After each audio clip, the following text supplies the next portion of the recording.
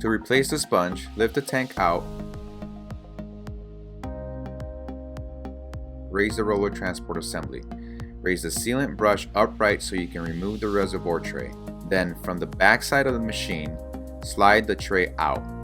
It will be full of sealant, so be careful not to spill any into the machine. Pull the old sponge and bracket from the tray.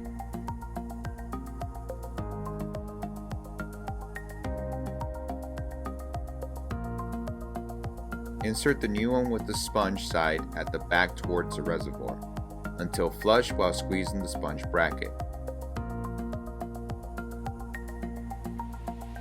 Then slide the tray back into the machine. From the front of the machine, flip the brush back down.